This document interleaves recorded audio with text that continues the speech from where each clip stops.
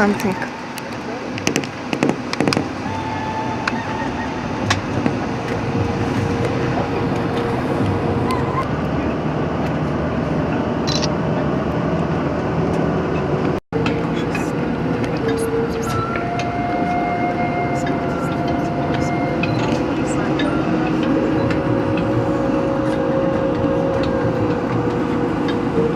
Opportunities to see them though. I've seen grizzly bears up here in the valley as we go past Roosevelt here. So this is where we were. We took a right to go out into the Lamar Valley, and right here. I'd like to be kind of up above, looking down. And here's a really good place to look at where the fires were back in 1928.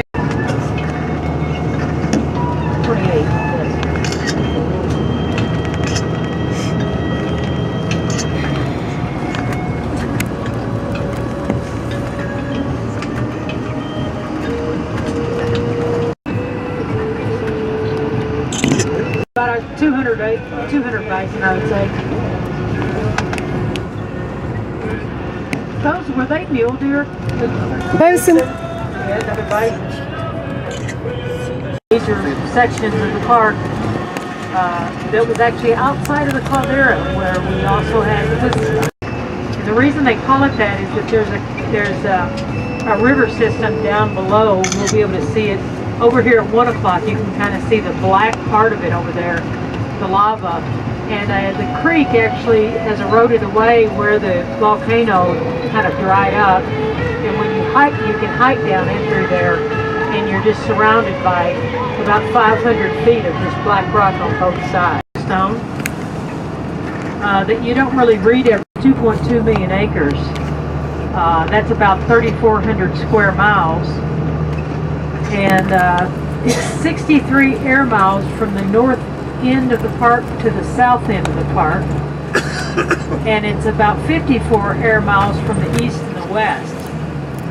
And we've talked about 96% of this park is in Wyoming, and 3 is in Montana, 1 is in Idaho. The highest point in the park is about 11,358 feet with Eagle Peak. And the lowest place in the park is at 5,200 feet. So we have been in between that range the entire time that we've been in Yellowstone. And there's about 5% of the park that's covered by water, about 15% grassland, and about 80% forests. And that's really just the right amount when you have the carrying capacity of the park for the animals makes that perfect, because the animals like the trees for shelter, and all kinds of animals of course live in and around the trees.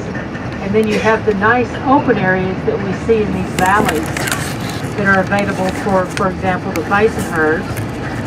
And then you have enough land to carry all of the wolves and all the other animals that are here. This is one of the most dramatic places here in Yellowstone, looking out to the right over there. And as we come around and make our way over into Mammoth Hot Springs. Listing of grizzly bears in the Yellowstone, and you may read about this just a little bit. There are some folks that feel that the bears have overgrown and outgrown the park, because even in the area that I live in, about, I would say 30 minutes away from me in Lander, Wyoming, we're starting to get grizzly bears. And all the areas outside of the park, your little towns like Cody, Wyoming, over at the east entrance. And basically the area east of the park, we're starting to see more and more grizzly bears. And also the wolves have made their way outside of the park on that side. There's a pack of wolves up in the canyon above Lander, Wyoming. And Riverton, where I live, is in central Wyoming. Pretty much, look at this, the square of Wyoming, and I'm right in the middle.